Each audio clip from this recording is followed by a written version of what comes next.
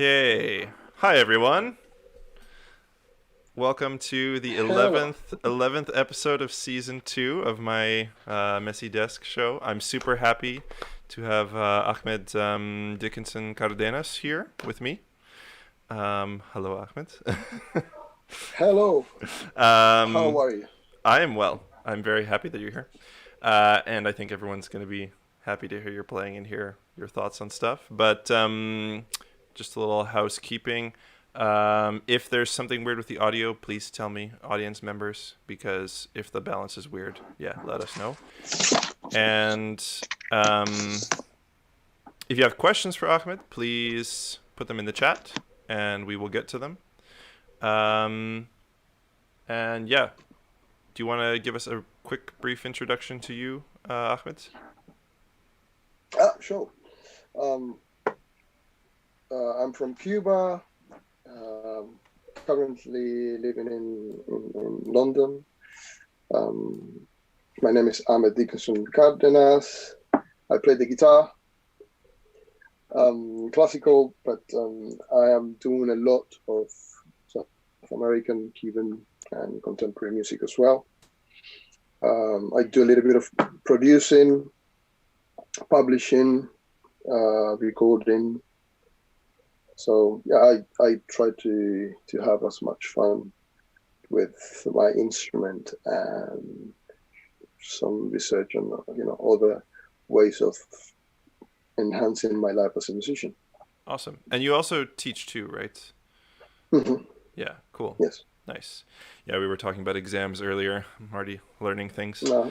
Uh, yeah, super cool. Okay, well, we'll talk about like all these projects in a little bit more detail, but we're gonna listen to some music first so people can hear Cool. some of your solo playing. I mean, they heard some in the countdown. That was with you were playing with an ensemble, right? This Uh-huh. yeah, but we're gonna listen now to Uh, you playing solo. So we're gonna listen to this piece by Walfrido Dominguez, Regilete. What's this piece about? Reilete. Yeah. Reilete is part of a cycle called Cuadernos de Viaje, or traveling notebook. And it's like a set of studies to prepare musicians, guitarists for Cuban music, for Cuban rhythms and some idiomatic elements of Cuban culture. And it's a part of a big set of the five cycles, and Reilete is part of number five. Obviously, number one is very, very, very basic, and then it, it gets a little bit difficult by the time you get to series number five. Mm-hmm. And Walfrido Dominguez is a very important Cuban composer and guitarist. He lives in Barcelona right now, and he has composed a lot of beautiful music for solo guitar, two guitars, orchestral music, and well, guitar and orchestra as well. Um, but now, currently, he's starting to get some recognition, Hmm. merely because he has decided to write music, but not necessarily, push it forward. Hmm. Um, but I would say that between a few guitarists that I know, very good guitarists, we are trying to push his music so people can enjoy Hmm. another great composer from Cuba. That's yeah. I mean, that's really important. I think like without someone to be an ambassador for music, it's hard for it to get heard. Like Mm-hmm. I try to play Canadian music, being Canadian, especially by Mm-hmm. younger composers. It's kind Mm-hmm. of like Great. it's and I think there's this weird stigma around introducing audiences to new things they haven't experienced. But I This think is what I've been doing for Yeah. the last 15 years. Yeah. And it works. Like people like discovering something when it's represented in a Yes, clear way, you know? So, it is awesome. yeah, super cool. Okay, so this piece, Regedete, we're going to listen to from Wilfrido Dominguez.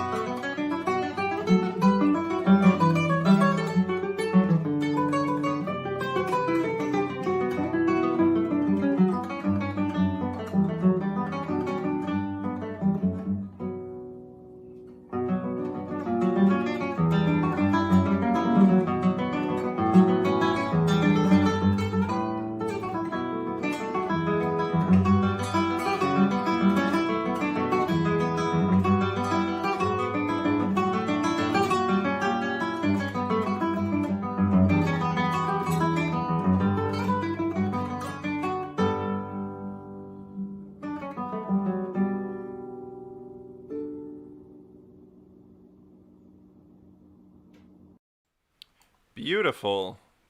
Hmm. Very nice. No, he has a beautiful touch. Yeah. You know, Amazing. And I mean, your you left can. hand looks super solid. That looks a little bit tricky for both hands, but I was really impressed with the control.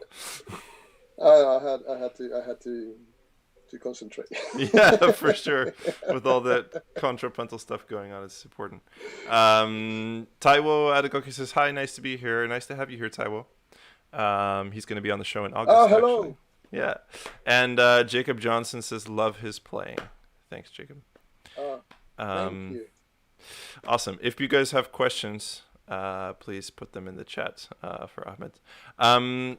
Great. That's super cool. And on the like topic of being an ambassador for Cuban music, you have a new project coming up, right? I guess you gave a bit about your like what you do, but do you want to talk a bit more in depth about your current projects, up and coming things that you're doing, and what's on the horizon Mhm. for you? Well, current projects. I have it's this is an oversaturated year with for my work with Eduardo Martin. Okay. But it is, I would say, saturated because of the current crisis.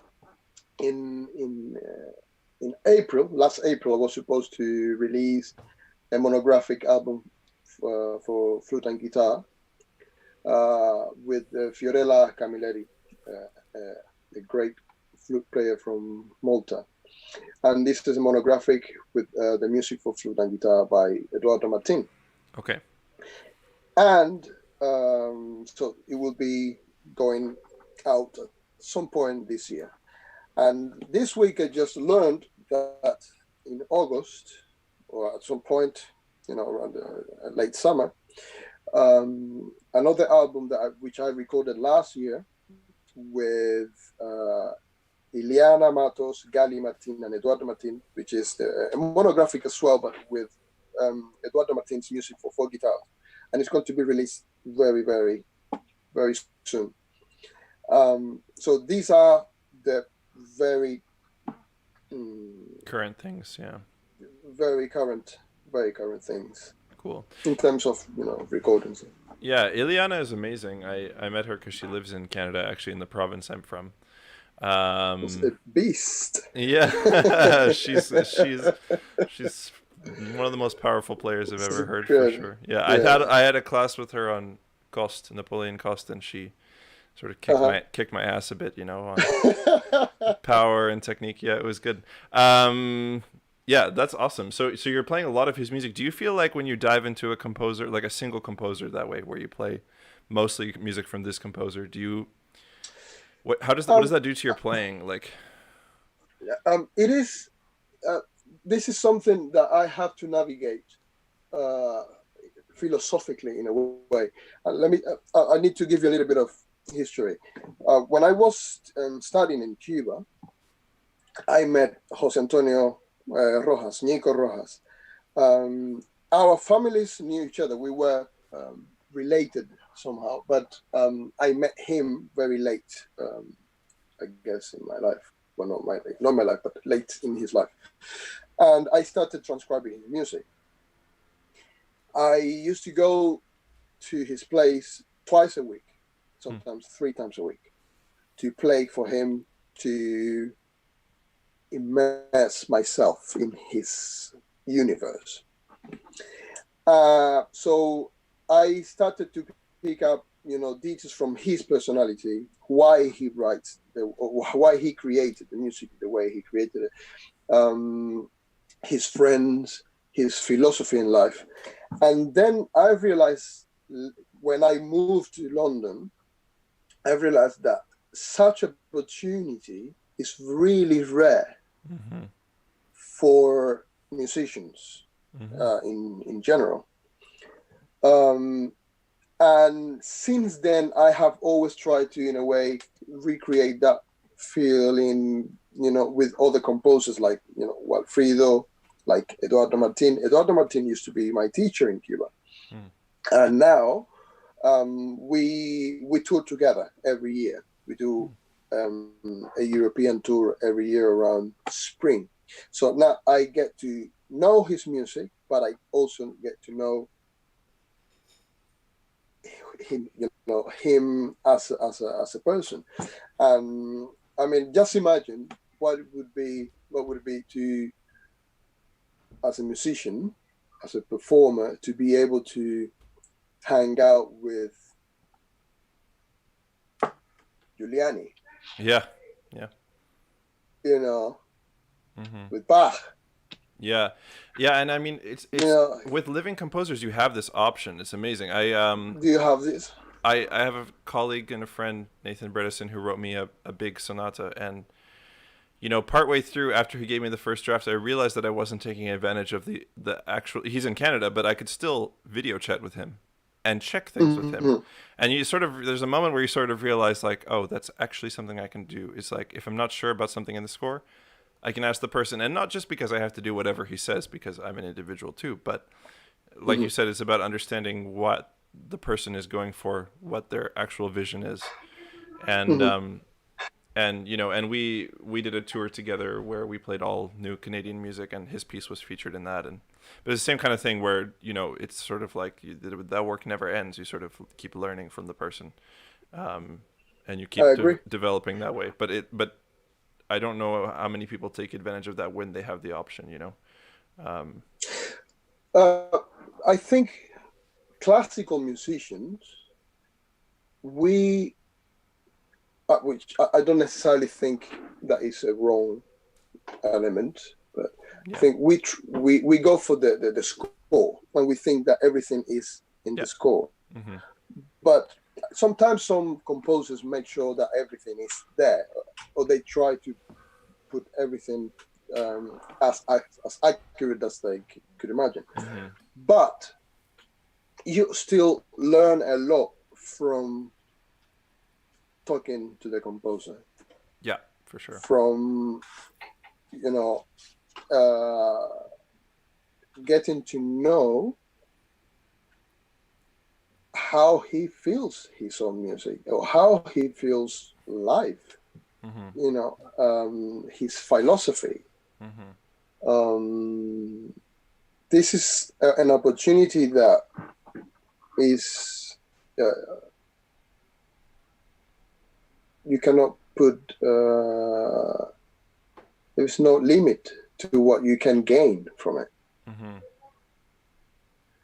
And as I said before, this is something. This is a feeling. This is a dynamic that I always try to recreate. Yeah. When I work with a composer who's is alive, and I'm promoting his music, and I try to get to know him or her as a person. I try to talk to them, chat, joke, talk about social stuff, politics, whatever, but just Hmm. to see how I can condense and filter and Yeah. uh, if if if part of his humanity filter through the music, Hmm. what elements I can match up. Yeah. I think that's important. Mm, And the other problem is that beyond, that's important also because even if the composer's precise with the score, there's still you can still be unsure about what something means in the score, especially descriptive things. I mean, in Nathan's piece, he put a lot of descriptive words, anguished, devastating, anything like this. And it's sort of like those things can mean a lot of different things. mm, And I've had many mm, conversations with him where it's like, I think it means this, like, sorrowful could mean this to me. But then when I hear him describe what he meant with that section, it kind of meant something different. So I don't know. mm, It's the markings on the score are never that clear, right? And the mm, person and what they think about different topics might make it clear. Um, but so you're doing this CD of the flute and guitar music of Eduardo Martin. mm. And does he play with a flute player, or is this something he wrote? Is a lot of it written for the CD, or He has no, he you know he does a lot of chamber music, okay, his music. yeah, He has performed with quartets, trios, guitar. Actually, um, Are we talking about Eduardo? Or are we yeah, talking Eduardo, about yeah, Wilfredo? Okay, Eduardo and Wilfredo mm-hmm. had a project that went on for at least 20 years. They used to play together, Oh. and there is a lot of music that they wrote together as well. So yes, Eduardo um, has created music for quite a lot of um, music formats, and what is really interesting because some of his pieces you can play them in all sort of various combination. Mm-hmm. Right now I'm thinking about one of the pieces we are going to listen to today, Hasta Alicia Baila. Mm-hmm. Um, there are versions for two guitars, three guitars, four guitars, Mm-hmm. guitar, flute, guitar, violin, Mm-hmm.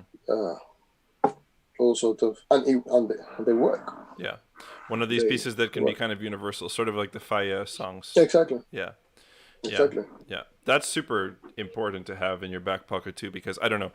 I I had this question from a student actually earlier today at sort of further along, I would say, semi-advanced classical student, and he was saying like, well, do classical guitarists, like, I don't think they do enough chamber music. And I was like, well, the ones who have a performing career do chamber music, because it's almost impossible to have a performing career without chamber music. Now I think, Mm-hmm, which I think is a good mm-hmm. thing, but you know Yes. in some ways, Uh, but uh, having those pieces that you can sort of use in different combinations is so useful, mm-hmm, because you might get asked by a flute player, oh, I need you to replace someone for this gig, what do you have that you can play? And so mm-hmm, it's sort of, you need mm-hmm, pieces like that where you can just sort of use them in different contexts, um, mm-hmm, just on a practical level. mm-hmm. I think playing chamber music is something about temperament, Right. about ego. These elements come into the equation. I love playing solo. Mm-hmm. I feel the same playing in chamber setting, and it's probably because that's that's how I began. I started doing music when I was 4 in a children choir, so that was my um, that's how I started, singing and playing drums and percussion with other people. And then, like 4 or 5 years later, I went into the music school and started doing piano and guitar. So I started, playing chamber and then going into my room Yeah. on my own. Yeah. But I have always enjoyed, this um, Collaboration. Yeah. collaboration, the feedback, and Mm-hmm. chasing what other people are playing and being kind of the cushion of what they do, Mm-hmm. and having the backs and they having my back on stage. It's a Yeah, it's amazing. I mean, I just mean I don't know how practical it is for someone not to want to play any chamber music and be a professional. I think it's very difficult. Um, and I think you also miss out on a lot. But I guess for some people, temperament, maybe it's like maybe they don't. Yeah, maybe it's just not right for some people. But it's also, I feel like, a question of sort of what can you learn from other people. I think you become a much richer musician when you play with others because I, yeah. I totally agree. I mean, the things that I have learned in a practice, while playing chamber music, I guess that you could also learn them by just listening to music at home, but Right. it's not the same because, for example, No. I have done a lot of collaboration with singers, with sopranos and mezzos, Mm-hmm. and with violinists and with flute players. But I have learned a lot about breathing, Mm-hmm. you know, about because flute players they have to breathe, Yeah, and singers. you know, Yeah. and singers, but violinists don't. Yes. Yeah. So so you have to play differently. Yeah. I had this experience when I Uh, was at Rene Izquierdo's workshop, and my fiance is a singer, and we play the Faya songs. And then there was uh-huh, a violin and guitar duo playing the Faya songs, and when he started the jota, different. or the jota and the asturiana, I was like, oh my god, this tempo, she's gonna die. It's so slow. And Slow. then she was just like this beautiful long tone. I was like, oh right, she doesn't have to Yeah. breathe. And I was like, oh, Of it's course fine, not. it's she'll be okay. But yeah. And you have to find the beauty. Yeah, and that's what, in a way,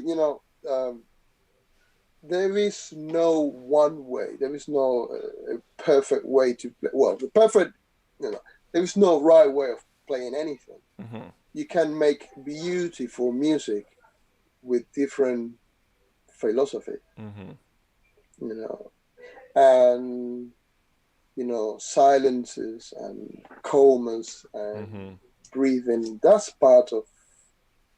Sometimes it could be part of the beautiful element of a performance. Hmm.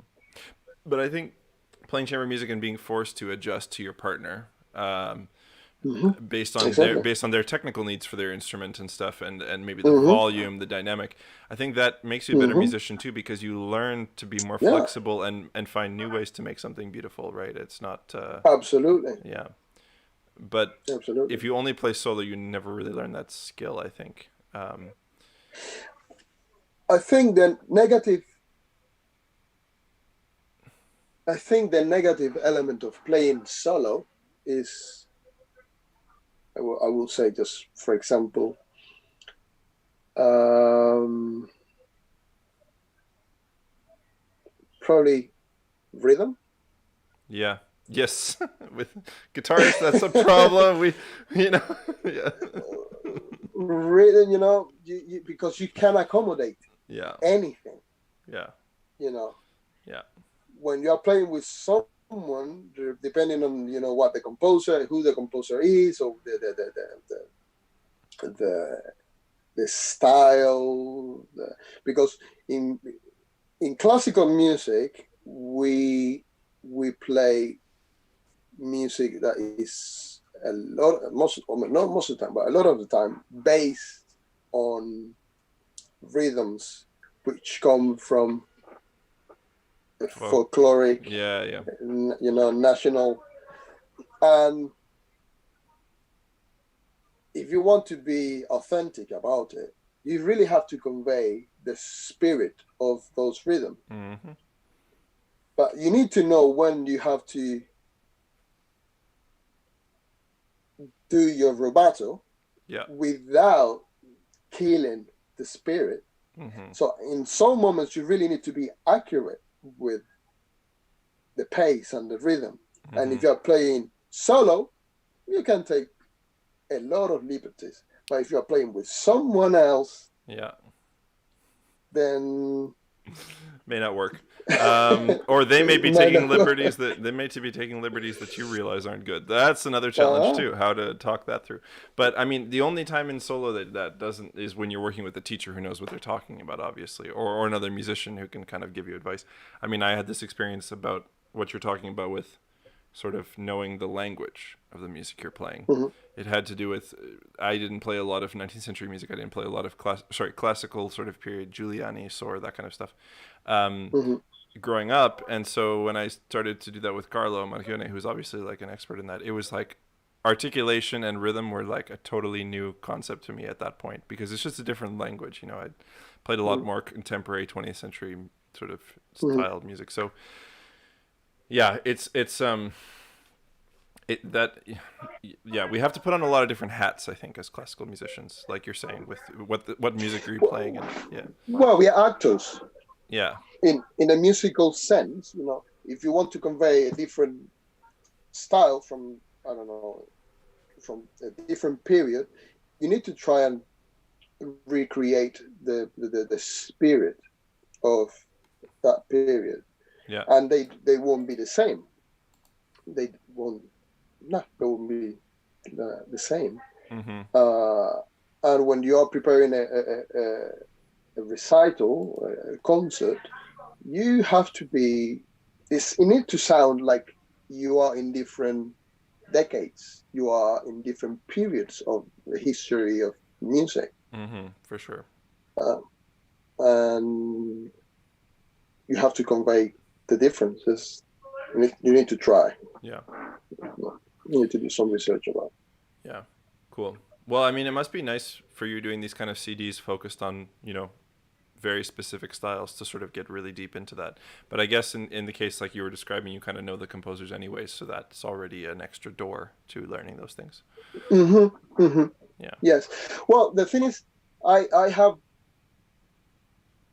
I have been doing this because I have realized that A, not many people were doing it. B, the audiences didn't know about it. Mm-hmm. C, has the music I've been doing has uh, aesthetic qualities. Yeah. So, in a way, it's a win-win. Yeah. I get to promote something that people will enjoy. So far, I've been, successful choosing the music. You Mm-hmm. know, I try and test, but once I record something, uh, the response from the audience is very positive. Good. It is risky. Yeah. It is risky, um, um, but it is also very rewarding. Good. Yeah, and the new CD, which I put a link in the description, by the way, for everyone listening, you can check that out. Because Cool. due to some, I guess, the current global situation and everything, there Mm-hmm. was like sort of you guys came up a little bit short with the funding that you had put together beforehand. So people who want to Mm-hmm. donate to help support the CD, you're pretty close to the goal. I think it's 2,000 or something you need to raise. So please follow the link there. But the new CD that you're doing, of flute and guitar music, what's the sort of concept of the pieces you chose? I mean, I know they're all Eduardo Martin, but was there like a unifying idea behind the repertoire? Well, we just decided to do all the music that he had written for guitar and flute. Okay, all of it. Okay, so it's complete then. But now they are pretty different stuff. There you will find work with a new age feel, Yeah, uh, South American rhythm, South American styles, Afro-Cuban styles, cool. um, pieces with rock elements and like slap bass and things like that, Cool. everything. Awesome. So Eduardo Martinez is very eclectic. Yeah. Now, his eclecticism is bound together with a really refined taste. Mm. So that's very convenient when Yeah. you decide to do a whole album, from just one composer, Mm-hmm. because sometimes composers are very idiosyncratic in a way. Mm-hmm.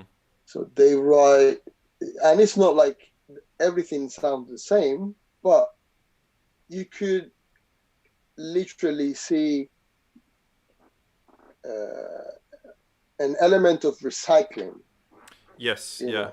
Yeah. Yeah. Um, but someone like Eduardo Martin doesn't have that weakness. Good. He Yeah. doesn't have that weakness. Or within a particular period, like for example, I don't know if you know this CD, this new CD of all the Brauer sonatas by Ricardo Gallen, but listening through it, I realized that the sonatas have a lot of similar ideas across them, which is Mm-hmm. fine. Mm-hmm. But if I was going to record Well, a CD of all Brauer, Brower is I would Brower is probably, in. yeah, I would try to do, I think, something from the earlier period, something from the Mm-hmm. more experimental period, and then something from this more Mm-hmm. sort of neo-romantic period, if you will. I mean, Mm-hmm. I know it's not that simple, but you can, I mean, yeah. The problem, well, not the problem, because it's not a problem. In a way, it's the uniqueness and brilliancy of his music. If you see the whole picture, Yeah. if it is like a big puzzle, Yeah. if you take one in itself, you'll be like, oh, this is great. Yeah. But then you see the other 3 and 4, and you will see elements that have been recycled, Recycled. Yeah. but put, but separated. They are totally different universes. Yes. Yeah. Yeah. But then when you put them together, it's like, oh, then you see the signature. Yeah. It's when you see the signature, and he can get away with it. Yeah. Yeah, yeah. I mean, and he's written a large variety of music over his compositional output. I think with the sonatas, I felt kind of that way because many of them were written in the last, I don't know, Yes, decade or so. So a lot of commissioning, yeah, because which is fine. But I think if you put, it's not really fair to a composer if you put all his or her output from the last 5 years on a CD rather yeah, than the last 50 years. You're going to see more similarities probably. So definitely, yeah, so definitely, I definitely. just mean that it depends when you take a work from a composer's life too. So Hmm. yeah, yeah.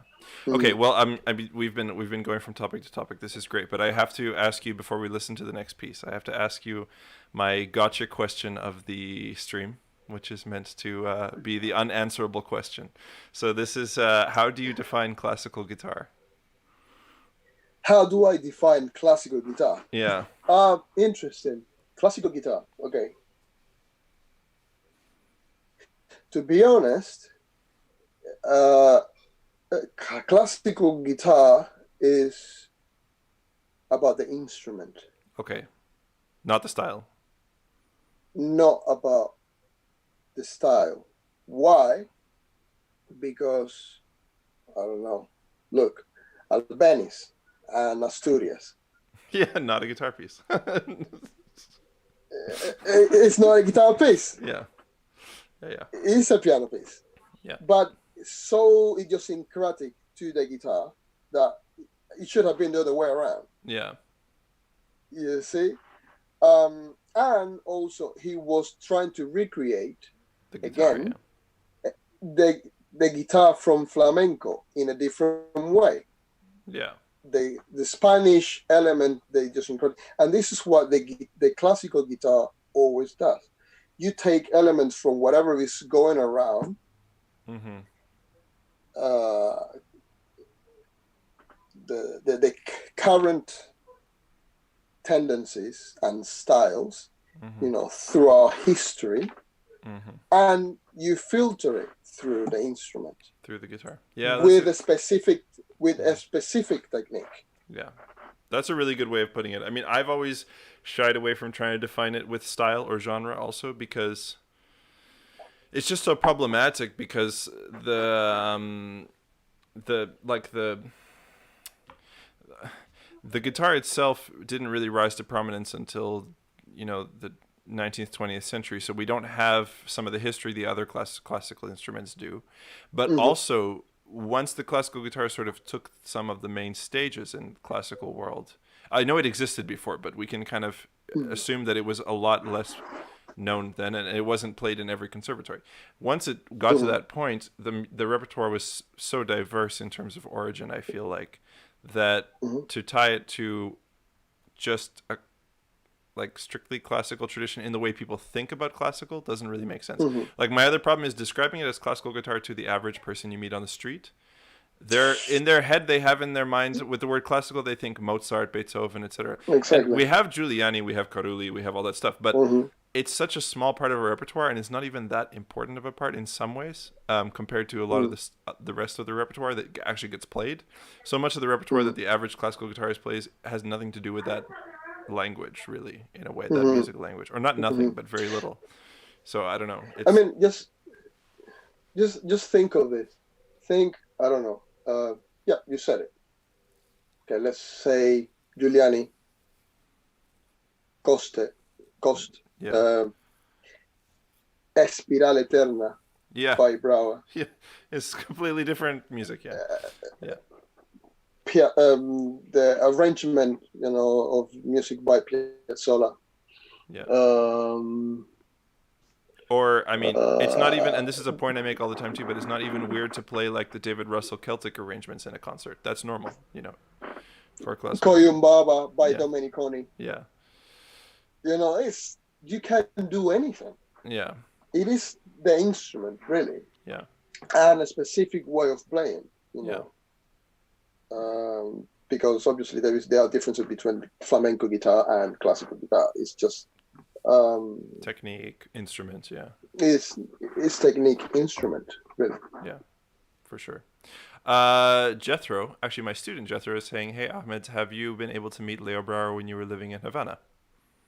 Yes, Cool. I have there and here as well since I've been in London. I actually a couple of years ago I helped organizing a 2-day festival Cool.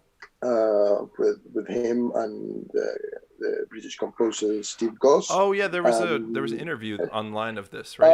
Yeah. yeah, yeah. Super cool. Yeah. Yeah, I that was really valuable for me to hear because I learned the fifth sonata last year, and Mm-hmm, it's one of the more recent ones. So it was really nice to hear him talk about his music so close to the time he wrote that sonata. mm-hmm, Um, Actually, the first time I heard about you and saw your playing was because I was looking at quintet repertoire because I had the chance to play with a string quartet mm-hmm. in Canada. And of course, I was trying to decide which quintet to suggest because they were like, well, we don't know guitar repertoire, suggest one. And I came across your recording of the Brouwer Quintet. It was amazing recording, really cool. Mm-hmm. Um, Mm-hmm. yeah, that piece is No, it was a lot awesome. of fun to record that. I can imagine. Yeah, was that in Cuba?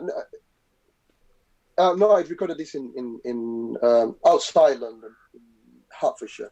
Okay. That was 2010, 2011, but that was a lot of fun. Yeah.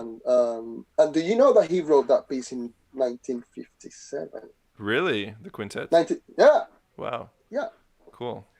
So Yeah. he wasn't even 20 when he wrote that. Like, ouch. Yeah, amazing. It does have kind of the early Brower sound to it though. Like the Mm-hmm. early style is Yes. definitely there. A lot of the intervals he uses remind me of Mm-hmm. like, some of the earlier works for sure. Um, Mm-hmm. cool. Nice. Well, we are going to listen to now some of this flute and guitar music from Eduardo Martin. And this piece is called Prophecy of Wind and Water, right? Do you want to tell people a little bit about this? Uh-huh. Before? Yeah, before they hear it. Okay, sure. This is part of a cycle called En Cinco Líneas, in 5 lines. And I think it's an image of the stave. Um, and these 5 pieces are dedicated to 5 prominent guitarists. 5 prominent guitarists. And Prophecy is the third, the third movement. It's a beautiful cycle. Cool. With Afro-Cuban, a little bit of rock, more traditional Spanish Cuban feels as well. Nice. Awesome. Okay, cool. And sorry, the flute player, we should mention her, who's on the CD, is also the one playing here. Fior Yeah. Fiorella Camilleri, Yeah. amazing flute player from Malta. Nice. And she's the sub-principal of Malta Philharmonic Orchestra. Cool. Okay. Nice. And you guys made this video over distance, right? Yes. Cool. A way of practicing and keeping each other busy. Yeah. Awesome. Okay. Well, let's listen to this Eduardo Martin prophecy of wind and water.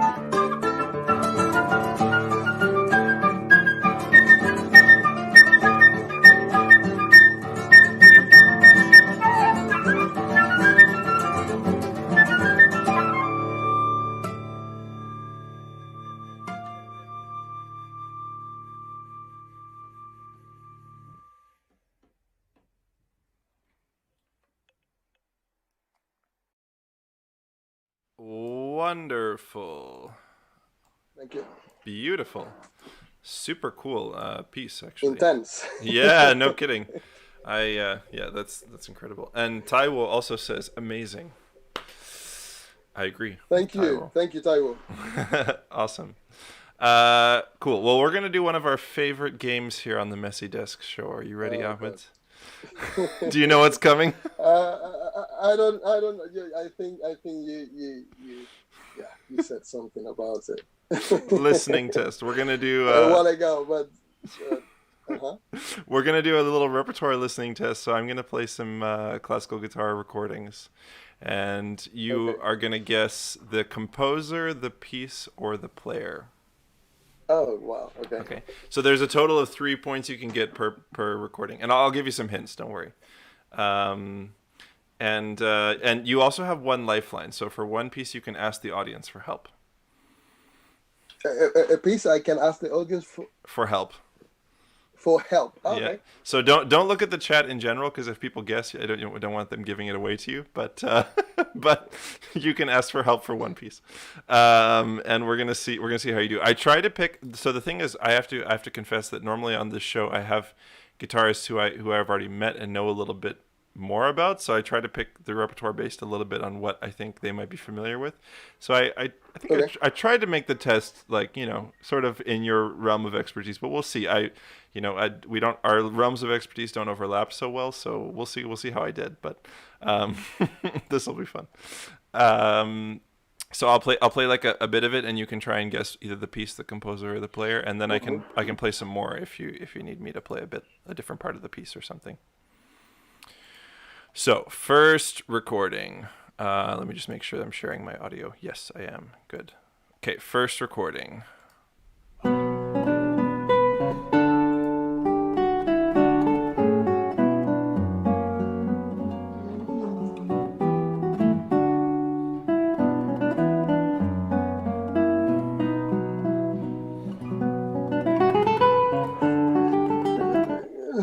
Do you know who that? Does Yeah. that sound? Who can you get? You can get it like you get like 3 or 4 guesses for the composer. So Mm-hmm. yeah, you don't have to stick with your first guess. Uh, Do you want to hear a later section maybe? so early music, but Yeah, definitely early music. I'll no, but that I'll sound. I'll play another spot.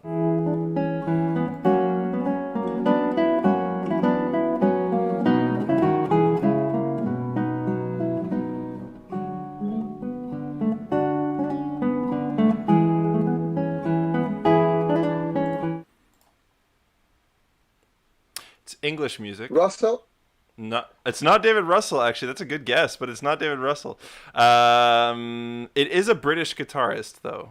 It is a British guitarist. Yeah, yeah, yeah, Uh-huh. yeah, yeah. It's not Russell. It's a much younger British guitarist, actually.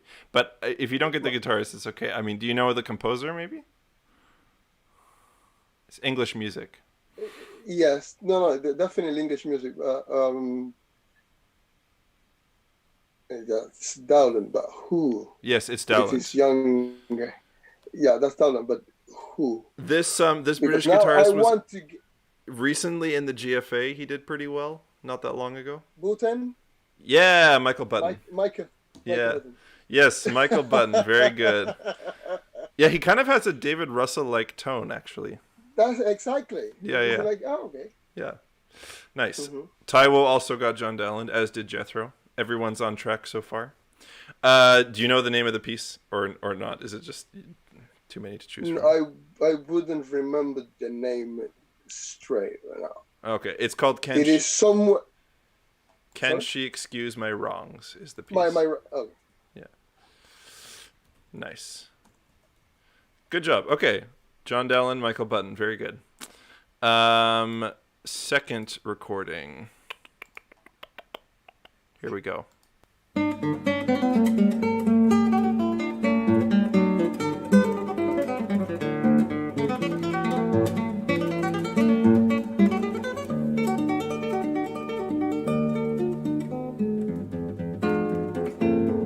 I was going to say Madronas, but no.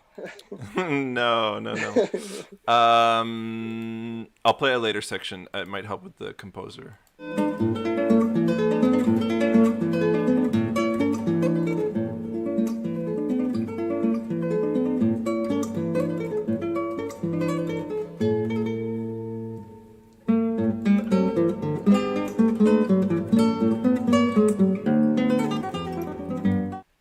Any idea?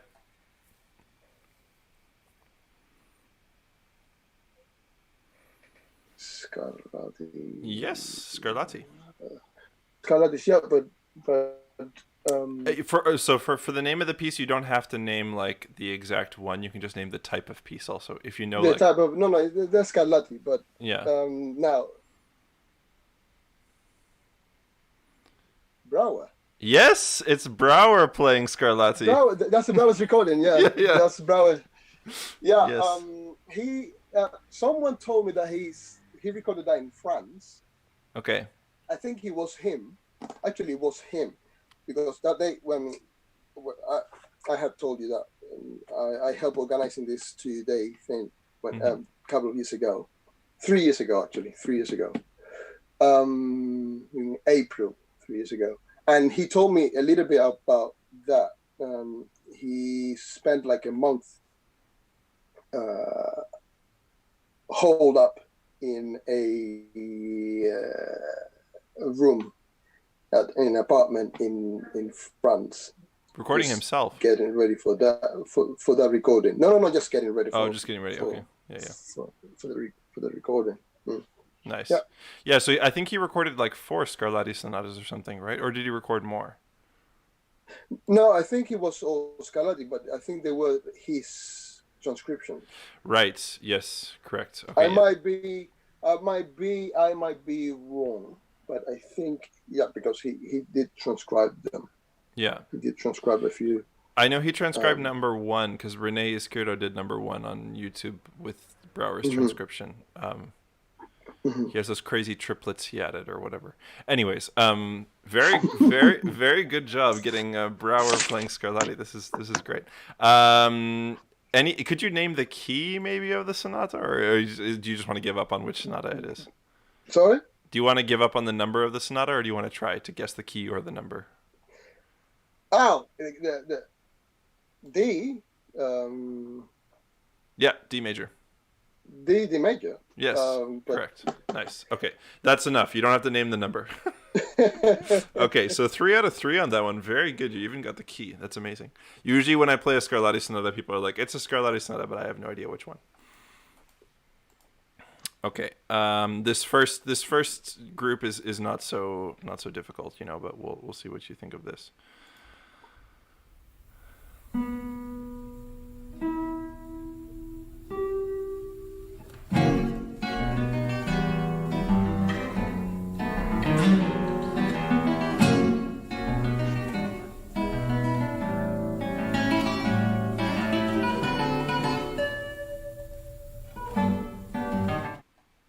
Any idea? Well, Villalobos, you're number 1, Yeah. but Sanon? No. No. It's I'm not going to give you the nationality of the player. I feel like that would be too nice. So keep guessing the player. Okay. Okay. Actually, no, it's not because Sanon has a sweeter. Yeah, I'll play a later part. A sweeter.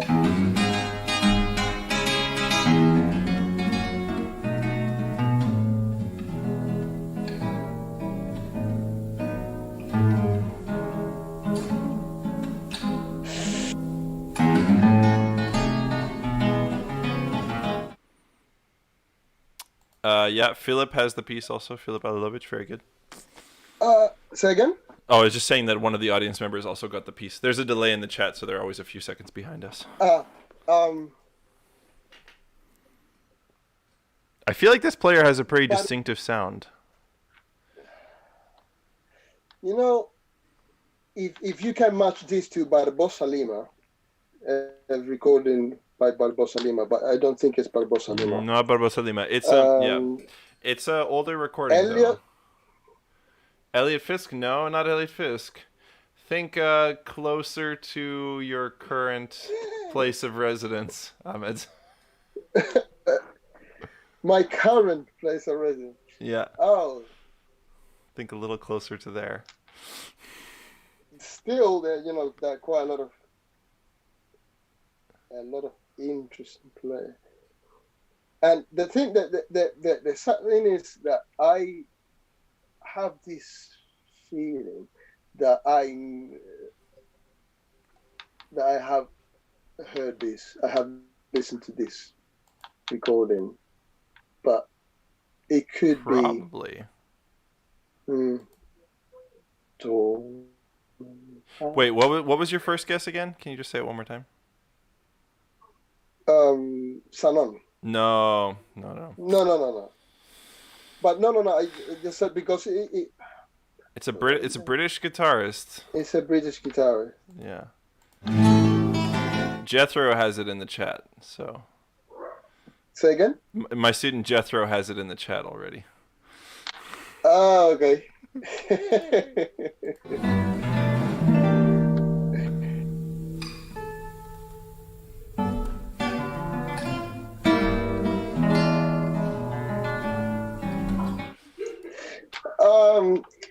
Graham Devine? No, it's Julian Bream. Oh. Yeah. Really nice. Yeah, super nice. And he only uses the super ponticello tone like a few times. You know. Sorry? He only uses the super bright sound a couple times, just a little bit. Uh-huh. Yeah. But you still got 2 out of 3 because you got obviously the piece and the composer right away. Okay, so 2 out of 3. Next one. Oh, that's an ad. This one was not on Spotify, so I had to find it on YouTube. Here we go.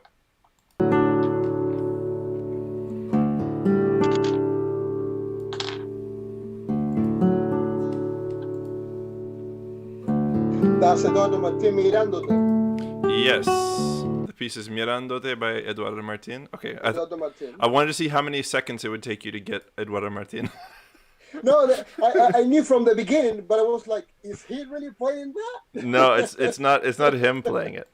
No, I know. No. What I mean is, are you playing Eduardo? Oh yeah.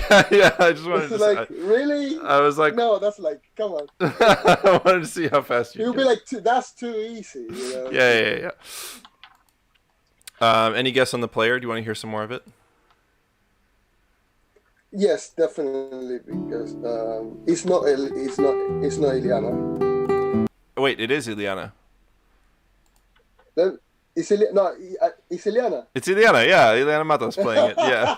Because you also. No, that's why it's so easy, because it's like, no, it is too easy. I think it is Iliana. I don't know. Yeah. But Yeah. Okay. Yeah. Because you mentioned her earlier in our conversation, so I was like, well, I'll put her in and see if she recognizes her. It's always funny when the guest doesn't recognize the people that they know really well. I've had it before where people didn't recognize their teachers and stuff. That's really brutal when that happens. Oh, good luck next lesson. Yeah, exactly. Yeah. Yeah. Okay. Anyways, so that was easy for you. Okay, that was like I just gave you points. Okay. Now you're gonna hit me hard. No, we'll see. I don't know. I didn't know exactly what to put on this test. So, let's try this one.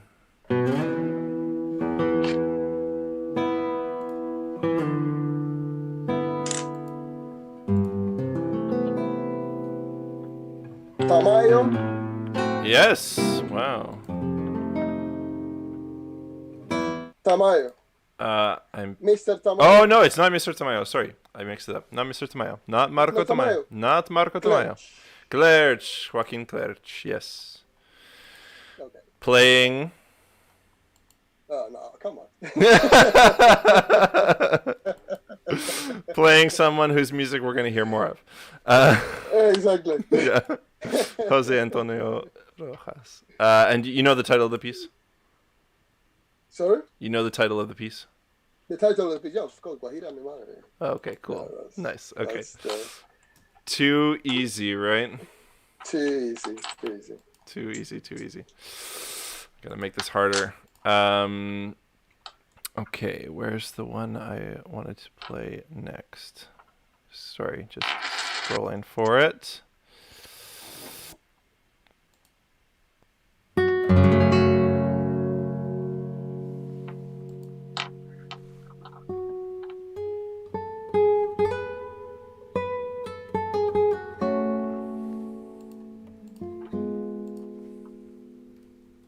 Nice.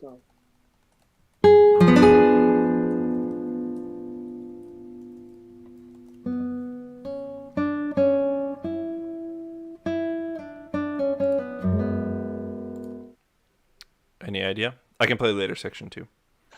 Um, you know, I thought that was Gayen, but Not Ricardo Gallen. Actually, it's one of Ricardo Gallen's former teachers, if I'm not mistaken. oh, okay. Let me check this. Um, But keep guessing for the composer maybe or something. Yes, indeed, one of Ricardo Gallen's former teachers. okay. Here's a later So section. Pledge. Not Sklerch.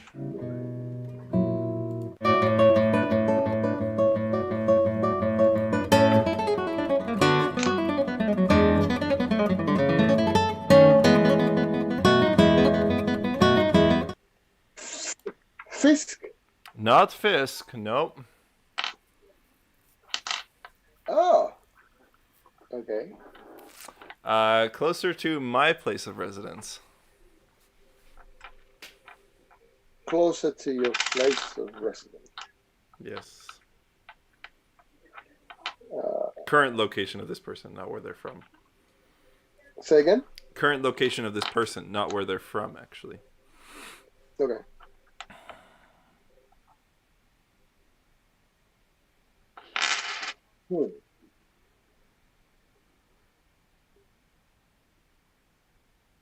Did you know the composer, though, first? No,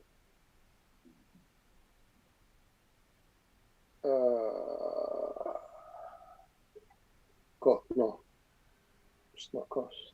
It's not cost. No. You're in the right sort of area, sort of, yeah. Yeah. French composer. It's a French composer. But now I'm blocked. People don't play a lot of this composer, actually. Underplayed, I would say. Really? For his time, yeah.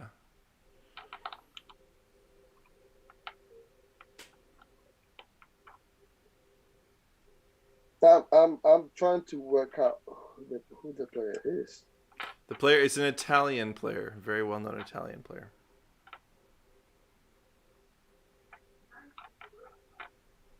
Okay. But now I have to go through the whole... Jose Antonio Cueto says, it sounds like Napoleon Cost. It's not Napoleon Cost, but it is a French composer. I'll play some more.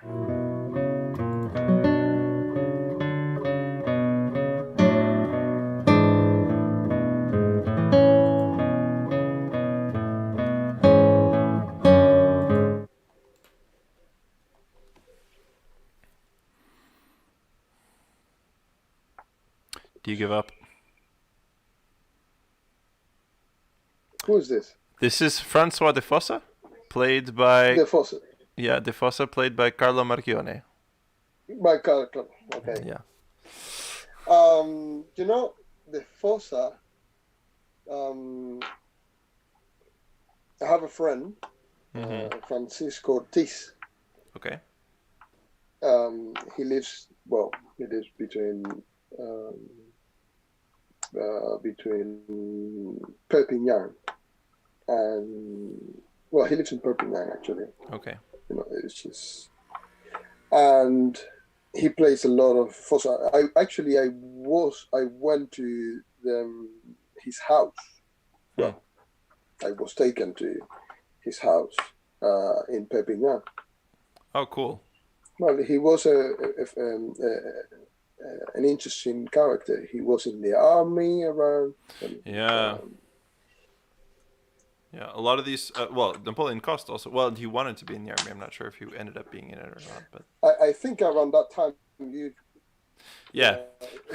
Sometimes when people complain about, sort of like late stage capitalism, I'm like, guys... In the past, you either died of polio or died in the army. Died in the army, exactly. I don't know. Anyhow, I mean, life's not perfect now for sure, but anyways, yeah. Actually, I didn't know that Marchione had taught Gayen. Yeah, I found that out recently too. It's cool. I mean, studying with Carlo, it was like every few months I heard about another player I admired a lot from sort of one of my idols who also studied with him, it's like, oh right, there's a lot of people who studied with Carlo. You start seeing a pattern. Yeah, for sure. Yeah, definitely. Yeah, that can happen. Okay, next one. So you asked for something slightly harder. I brought you something slightly harder. No. If I don't know, it's good to. Yeah. It's good too. Okay. Next one. Here we go.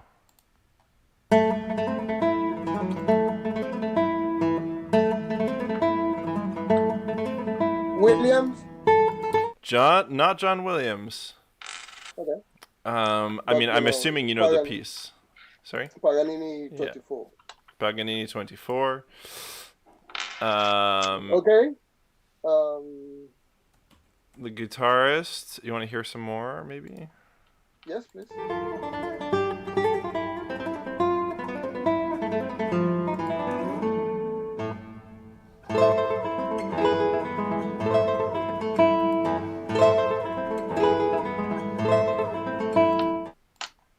So it's not William.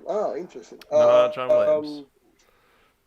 Sorry? No, okay. Not him, yeah.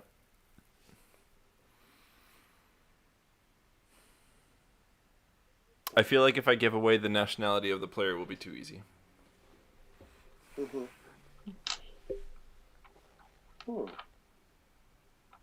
That guitar sounds like...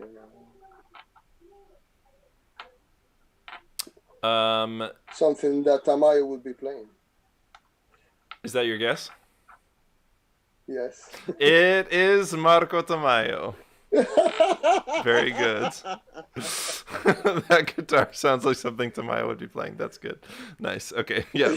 Marco Tamayo. Okay. Last one here. Or not last one, but last one in this section, and then we have a couple more.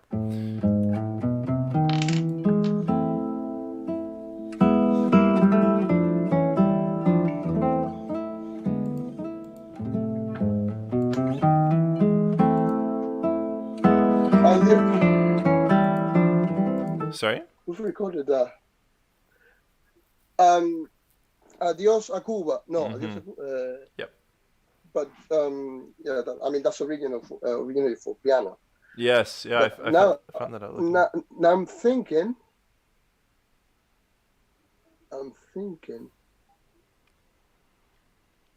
of the people who have recorded this. Adios a Cuba There are not many. By Ignacio Cervantes. Ignacio Cervantes. Ignacio Cervantes, yes.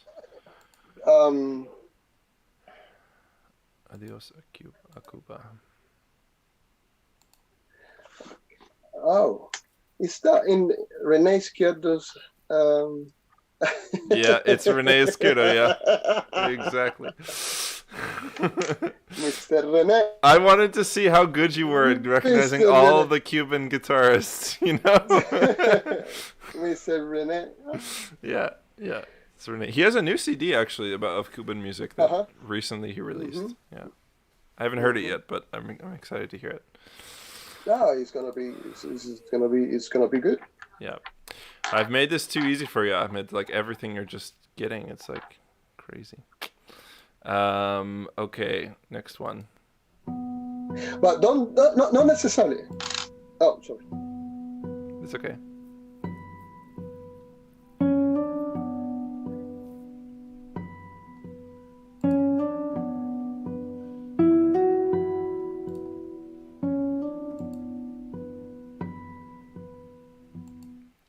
Okay, I'm gonna play a later section.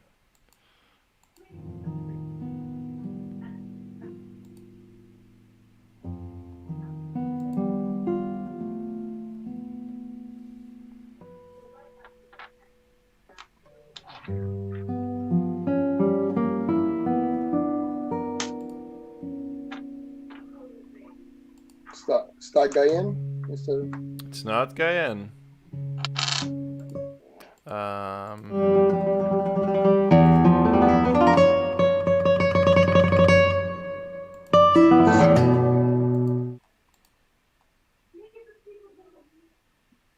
Okay, Brouwer, but Do you know the piece? This sonata del. Oof, no, I'm confused with Del Caminante. It's not Del Caminante. It's not even a It's not. sonata. It's not a sonata. Not one of the sonatas. But that scale sounds like in Caminante. There's a scale like this also. For sure. This is the problem we were talking about before of some slightly recycled ideas. Yes. You hear one part and you're like, what's the... Yeah.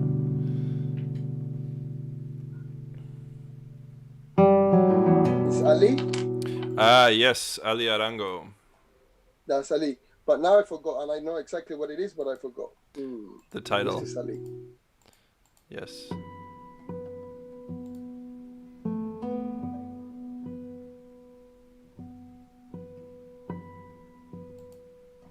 I cannot remember that. This is from his Naxos, no? Yep, it's from one of the Naxos CD. Yeah, I guess is this his only Naxos CD? I don't know. Yeah, I think it's a Naxos one. Yeah, it is a Naxos one, but I'm not sure if it's his only one. No, no, it's like, it's like, what's your father's name? Yeah, I don't know. Yeah. I don't know. Yeah, it's. Oh God, it's so funny. Paisaje cubano con tristeza. Con tristeza. Yeah. Yes. I hadn't heard so this piece before. I was just looking up like Cuban guitarists so I could and this is a cool piece though. Mm-hmm. Nice. 2 out of 3. Okay. Just 2 more and then we'll move on. Okay, this one.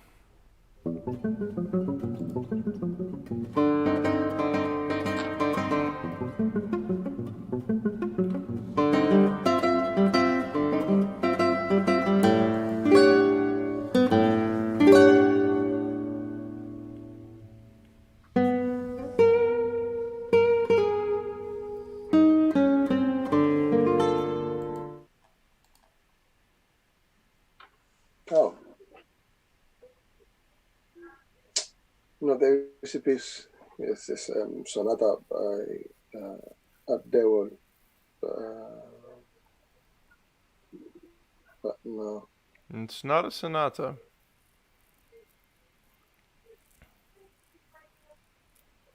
You still have your lifeline also. Say again? You still have your lifeline. You can't ask for help. Oh, okay.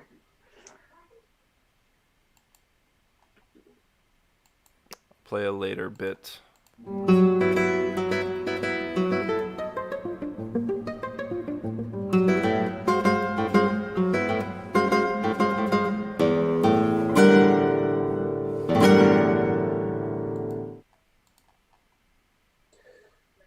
No, but it's just one of the clutch pieces. Nope.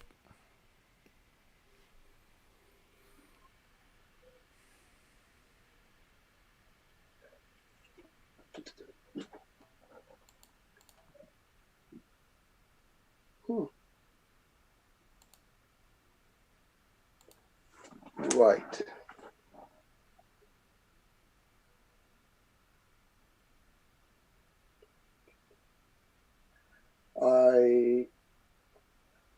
I don't. This one actually, I don't think I have. Nobody in the chat is helping either, actually. It's an English composer. Okay. But this is not. Okay, that specific chord sounds. But it's not written. It's not Britain, but it's in the sort of right region of time, and yeah. It's not Britain. It's one of those sort of like Bream repertoire. It's not Bream playing, but one of those Bream repertoire pieces, you know. Malcolm Arnold. Not Malcolm Arnold, but you're in the right. You're getting closer, warmer and warmer. So I said Walton, Britain. Not Walton, not Britain, not Arnold.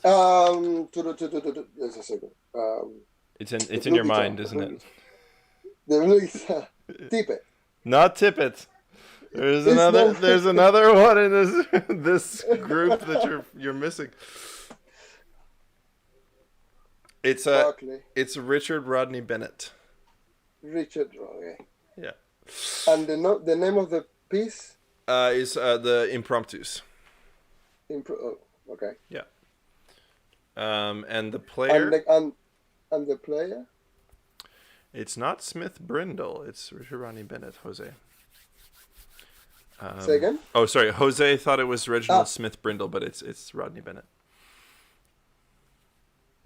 And the performer? The performer is also British, English.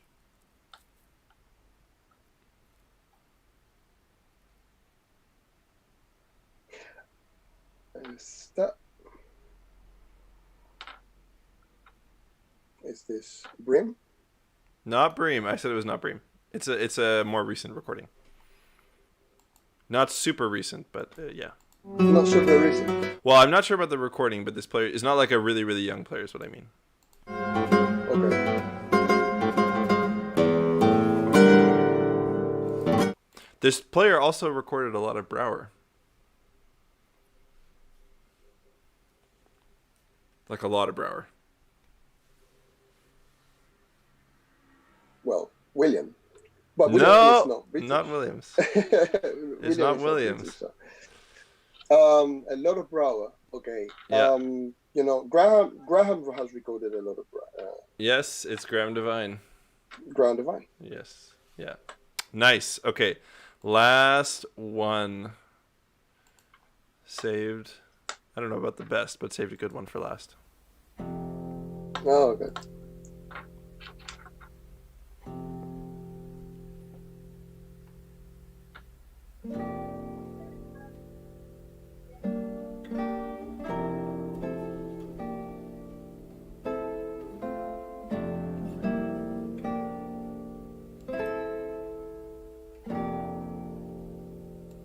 Okay, I'll play a later section.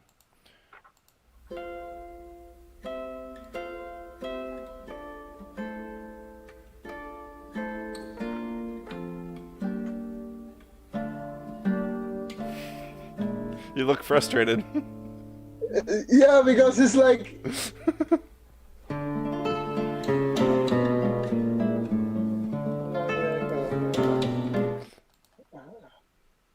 Who's the player? And the name of Castillo. No. Is...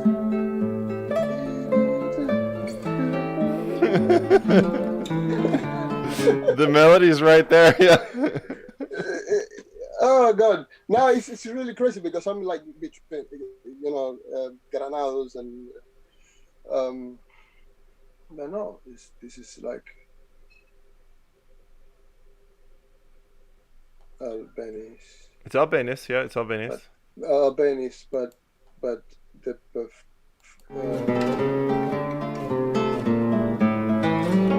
Albanese. Oh. Who's the player? Who says there's only one player? It's only one player. I said, who says there's only one player? It may be more than one. If you listen, it's more than one player. It's a Eden Stell. It's not Eden Stell. It's a guitar duo, but it's not Eden Stell. It's wait, I'm not sure about one of them. Granados. It's Albanese. It's Albanese. But is Eden yes. One of these guitarists is English. The other is not. Oh. Doesn't help that much. Well, I can't give them both. They're they're okay. They're very different, very very different kinds of players from the same generation that collaborated together, even though they're super different.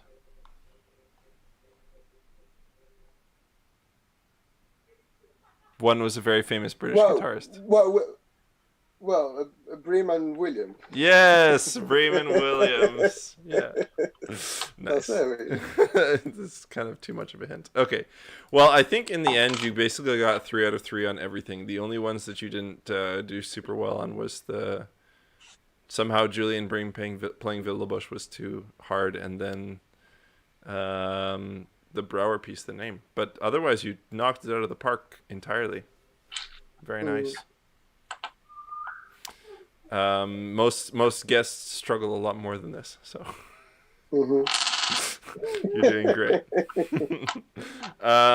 Anyhow, before we listen to some more music, I want to know if you have any, because a lot of the listeners are guitarists or musicians. Do you have any advice for practicing, for technique? What sort of things do you tell your students? What do you like to emphasize about how to practice? And Play slow. Go straight to the places that are giving you trouble. okay, Just start there. Obviously, warm up. Um, I usually play something nice and slow, and then I would start doing, or a couple of scales or studies. mm-hmm. But to start with, I will probably start with something slow, nice, just to finish. This is what we do for a living, right? Mm-hmm. And not every day we feel like, sometimes we have to. That's it. This is our work. Mm-hmm. But we don't necessarily wake up and say like, okay, go. So it's good if you play something that makes you feel good for 5 minutes, Mm-hmm. and then because it's just to break the initial, what is this in Yeah. my hand? Yeah. Yeah, we were talking about this before the stream. The guitar can feel like a foreign object, It's like, what is it? I mean, it is, But then after that, somehow it's like, what is okay? Yeah. Now, it's like the coffee, Yeah. just Yeah. to Get you going. Yeah. To keep you going. Yeah. And once you're warm up, then just go straight to the places that Are problematic. Yeah. Yeah, and then copy and paste. Copy and paste. Sounds simple enough. Wow. Mm-hmm. I'm set for my practice now. Wonderful. Yeah, I mean, like I try not to overdo technique, but still to do technique. But I really like using simple etudes first thing. I mean, the Brouwer etudes are a great example. Not super hard to remember. Brilliant. Very nice to play, but still help you develop those basic things. Exactly. So, actually, speaking of etudes, the next piece I wanted to play for people was this Tigran Hamasyan etude. Okay. So, Cool. It's a transcription of yours, right? Well, it is a transcription of a transcription because I started doing it, like all the things I had transcribed, and then I found that this crazy guy who did it, who wrote the transcription, and I said, okay, let me see if it works for the guitar, but then I had to find the right key. So, because not everything works, Yeah. But I did the handwork. Nice. Yeah. And you made it for two guitars, right? For 2 guitars. Mm-hmm. Cool. And it's note by note, but he does just cool. transpose to D. And why do you like his music? Where did you sort of discover? I've heard him because I have a friend who's really into his music, but it's a bit different. Like, how would you describe it? Because it's different. Yeah. Because no, seriously. Because he comes from this part of I was, for example, I went to a completely different place. I've been traveling to Azerbaijan for 2-3 times now, and they have interesting music coming from this place, and what is Central Asia, Eastern Europe, the Caucasus, they were places where cultures collided, Yes. Yeah. you know, and the music is just that. What Hmm. we get now is kind of, I'm not going to say ossified uh, or settled, but it is the result of the 1,000 years of whatever is, been going on there. Hmm. And so what that's why you have this rhythmical cells and the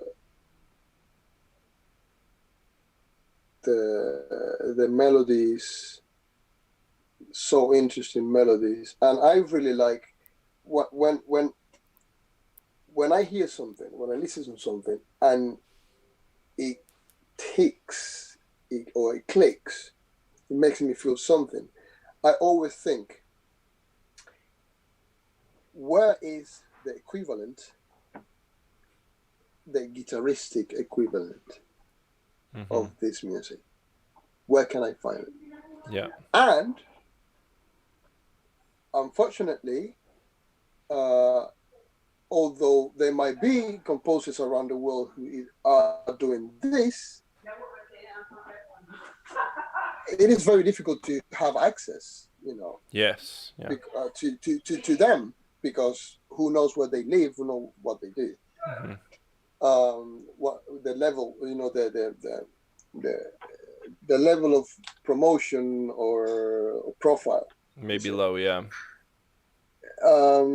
So what I do is I just transcribe. I just, Yeah. I do my thing, so I can understand that music, so I can understand, try and understand, Yeah. the elements and why I make me feel what the music makes me feel a certain way. Hmm. Yeah, those places where cultures collide are amazing. I mean, the Balkans is like this too. Balkan music is just incredible. Mm-hmm. Exactly. Bogdanovich and yeah, all this kind of stuff. Also, Mm-hmm. Armenian music. Like, do you know the music of Alan Hovanes? What's the name? Alan Hovanes. He has this piece for harp and guitar called No. "Spirit of Trees." Oh, okay. I'll send you a link later. It's really incredible. Brilliant. He was an Armenian composer who moved to the U.S. Anyways, yeah, but it's this kind of thing where you hear so much history in the music. It's crazy. Okay, so we're gonna listen to your transcription of this etude by Tigran Hamasyan.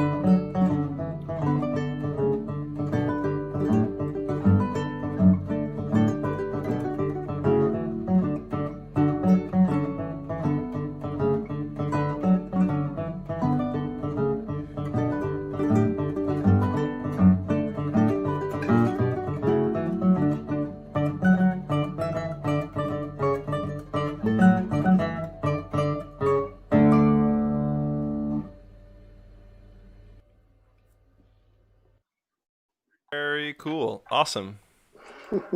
Super fun That was a piece. lot of fun. Yeah. Sounds fun to play That was a actually. lot of fun. Hard, Hmm. but yeah. Cool. It's 10 and 8. Yeah, for sure. Filip Alilovich says Armenian's greatest composer Aram Khachaturian. Yes, this is a great composer actually. I think there's a couple of his piano pieces that are transcribed for guitar. Um, yeah, my friend Steve Cowan plays one of these Mm. Khachaturian pieces. But it's the same kind of thing where someone just saw this little piano etudes and was like, I'm going to transcribe these for guitar because we don't have this repertoire. I mean, that's half Mhm. of the guitar repertoire is, right? Us stealing stuff from other composers Yeah, and traditions, right? It's, which is one of the other elements from classical guitar. That is classical guitar. yeah, That is for sure. stealing. Yeah, stealing and taking and making our own. Yeah. Yeah, I mean, like I was gonna ask how you approach, like, what's your approach to programming? Like, I know for CDs you've been doing kind of some very themed CDs, like the one that you're currently doing, this CD of all Eduardo Martin. Which, by the way, for everyone watching, Mhm. there's a donation link in the description. Please check it out because Ahmed could use the help putting out this new CD. But aside from that, like when you play a concert, how do you like to program things? What do you think about when you're preparing? Um, it's really interesting because in the last few years, people have told me what they want to hear. Huh. I'm playing a lot around, abroad, and usually, they contact me and they say, we listen to this. We want this CD here. Huh. We want you to play this Hmm. piece or this. Uh, uh, and if it's the other way around, I would split the recital. I would do something. I would do 45 minutes of classical, Western music, Mm-hmm. and the second half I will, drop all these composers, all the Cuban composers Mm-hmm. I've been working on, so they can see a clear Divide. Yeah. break, divide. Mm-hmm. Mm. Interesting. Do you think you think it's more common now for places to ask you to play certain things? Is that becoming more common? Um, I can only speak from my experience, and Right. people usually ask me when they have is because they know the audiences. I mean, for example, if it's a festival, they know that nobody else is going to be playing that. Right. Okay. So it's based a bit on your Uh, profile then, like your artistic output. Some. it is in a way it is Yeah. because they know. For example, if I'm doing orchestral stuff, yes, I can go and play Alan West, but they would have had someone play Alan West previously Right. at some point. Yeah. So I can go and do it, and then it would be just a reference between what I did, what, and someone else's did. But if I go and play something like that, I am introducing people to a new composer. I'm introducing the composer to new people. I'm promoting new music, and I'm also kind of making history because most of the time I'm premiering that music Mm-hmm. in a different country. Mm-hmm. So I have it feels it feels more giving. It feels Yeah, more generous or something. I mean, more generous. I guess that means that you're doing a good job with your sort of artistic output then, because it shows that people want something from you specifically. And I think this is something that the conservatory system doesn't really incentivize in students. It's difficult Yeah, it's hard, because but we're not trained from the start of our studies as classical musicians to think about who are you and what do you have to say artistically. this is one of the things I say to my students and colleagues as well. Yeah. You know, always find what makes you different from the rest Yeah. and amplify it. Yeah. Because you can't just compete with everybody else on the things that everybody's doing. You won't be able to keep up. It's the level's always rising, and besides that, nobody wants to hear you do the same thing as a whole bunch of other people necessarily. You know, maybe sometimes. I mean, there's a place for playing the standards, of course, as a point of reference, like you said. But yeah, I don't know. Mm-hmm. It's a really important thing to say to students. Yeah. It is because what happens is that when this jump between the student and real life, Yeah. Yeah. um, then reality can hit you really hard Yeah. because no one is gonna knock on your door to give you work. Yep. That's number A. That's number one. Now, two, if you want to do the repertoire that everybody is doing, you really have to find your way. Mm-hmm.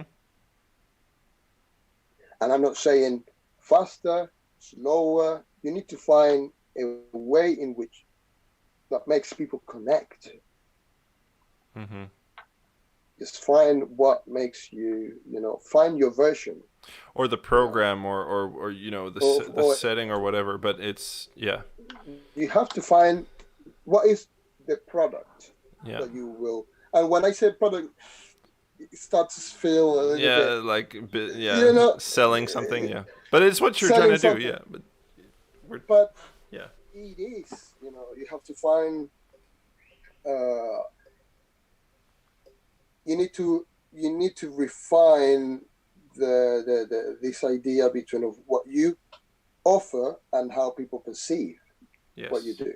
Yeah. You need to marry the two elements, and you have to think about it. It's not something. It could be spontaneous, and then later you find out, but that's usually not the case. You really need to, think long and hard about it, because everybody is looking for ways to create a corner, to create a level of visibility. Yeah. So yeah, it is hard, and everybody's doing it. Everybody has to do that. Mm-hmm. I don't want to say it is a game, because it makes me, it makes it sound cynical.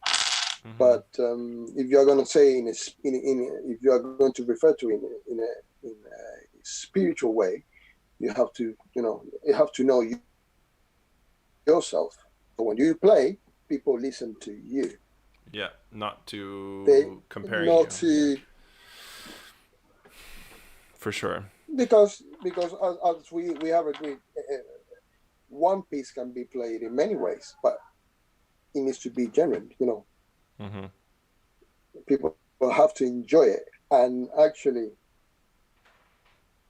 and this is difficult, because if I'm listening to someone, a student or a player on YouTube or whatever, and I start to feel or sense that her version or his version is sounding like something I have listened to before, mm-hmm.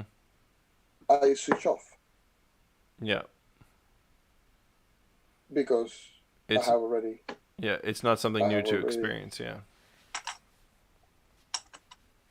And I'm right, and right now I'm really looking for things that are exciting and contribute. I want to learn, mm-hmm.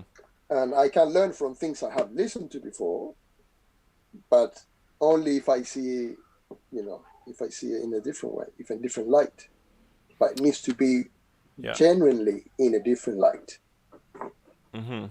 And the point of, not to use a crass word, but the point of being able to sell what your product, if you want to say that, is that people who organize concerts know that audiences also will switch off their brains if they're not learning something or experiencing something Yeah, new.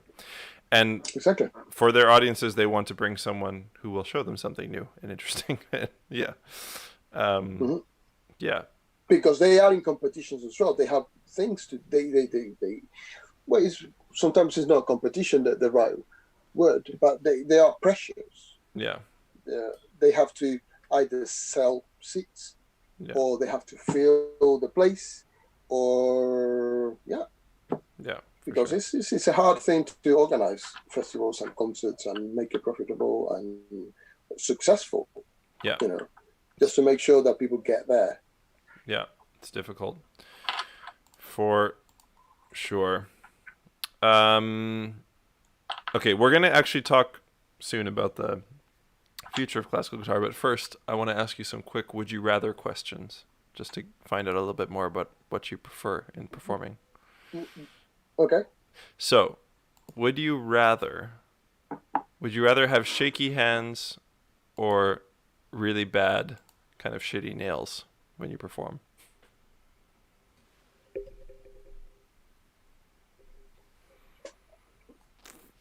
Shaky hands. Yeah, or like really bad nails. What Bad would be nails. better? Bad nails. Okay. Because I don't have bad nails. Okay. That kind of I have very short nails, and I go.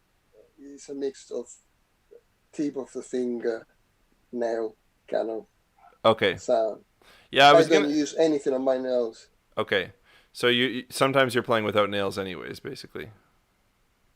Sorry? Sometimes you're playing. No. I play with nails, but it is but very short. Oh, okay. So if they're not so good, it's not a big deal. Yeah.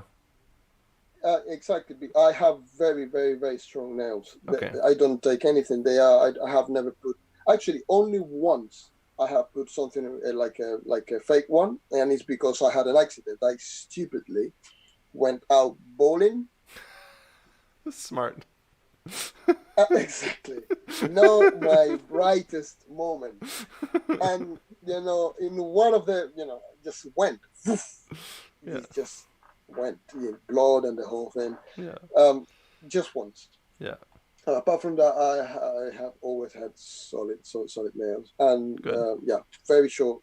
And still, it would be definitely bad nails because shaky hands that. Yeah, it's almost impossible to play. Yeah. Yeah. Yeah. Yeah, for sure. I have really bad nails, so I'm using all fakes, so anyways. Mm-hmm. Always fake. But that gives me consistency at least. Exactly. Would you rather play a concert with a very small audience that really appreciates what you're doing, or a very large audience that is not really showing much of a response? Oh, wow. It really depends. Because if I have a large audience, that means a large payment. Yeah, indeed. That's a good point. Yeah. So let's say, like all things being equal, it's not like you're losing much money on the small audience. Let's put it that way. Say again? Let's say you're not losing very much money on the small audience. Like it's a similar kind of payment. Then what would you prefer? No. Definitely. Then small audience. Yeah. More intimate. Then we are sharing. We are, I might be playing, but we are all enjoying the music. Yeah, you get more feedback from the audience that's close by and small. Nothing tops when it is so special. Just walking on stage and people clapping and smiling.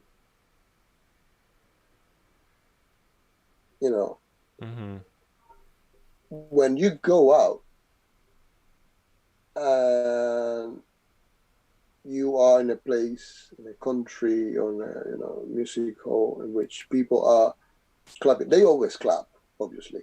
But if they are smiling, or there is this thing cool, the moment has arrived. We are going to, enjoy this. That's that's uh, that sets you up. That sets the night. Yeah, for sure. You know, that, from from then on, then you can. It just feels different Mm-hmm. because it goes from I don't have to prove anything. Mm-hmm. I am sharing, Mm-hmm. and it is a human interaction. Yeah, You know, for sure. even if because regardless of how well prepared you are, you know, you go out and you're supposedly, but you are well prepared. You go out and people, that you have to convince people. And sometimes it is like that, depending what type of situation you are, if it's a competition or it's a festival or whatever. But if people are there to enjoy Mm-hmm. and you can feel that, then, end of the day, we are entertainment, Mm-hmm. We that's, want people to be having a good that's, time. but we want people to have a good time. Even if, the repertoire is, um, highbrow, Yeah. even if the repertoire is, you want people to share the journey with you. Yeah. To be in it, even if Mm-hmm. even if they're being serious, still to be in Mm-hmm. it. Yeah, for sure.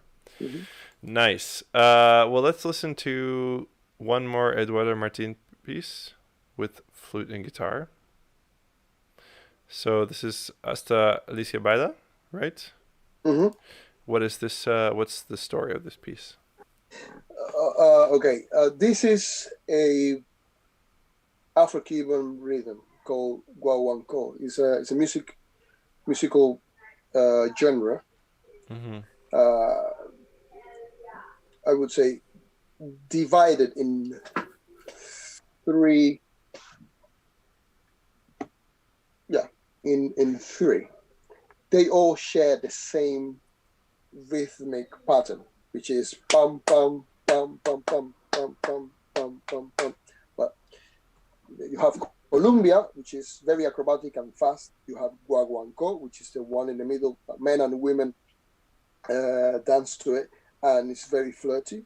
And Mm-hmm. you have Jambu, which is very slow and uh,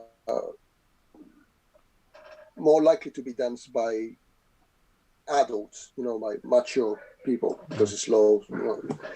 And Hasta Alicia is a guaguancó, which is the one in the middle. It's more like party Yeah. style. And this Fiesta. is a rhythm that originated in Cuba Cool. by the uh, the Africans who came to Cuba as slaves. Mm-hmm. They around the late 1900, they gathered in two main cities, Matanzas and La Habana, near the docks. These are the two more prominent places. And they started playing with pegs from discarded furniture, bottles, or everything that could do a percussive, it could create a percussive sound. And this genre evolved, and well, now we have guitars and flutes and things. But the this this rhythmical pattern is the scene of the whole piece. And Alicia, the name Hasta Alicia Baila means even Alicia dances. And this is dedicated to a woman who didn't necessarily appreciate these rhythms. So it was a bit of a joke. Even she's dancing. Yeah. Exactly. Even she is dancing. No, so. Cool. Even Alicia dances. Cool. Okay. Well, and this is also with oh my goodness, her name. Fiorella. Yeah, Fiorella. Yeah. Camilleri. And just to remind people, the CD that Ahmed and Fiorella are putting out is there's a link in the description to help support the CD because they need some financial support to get this recording done.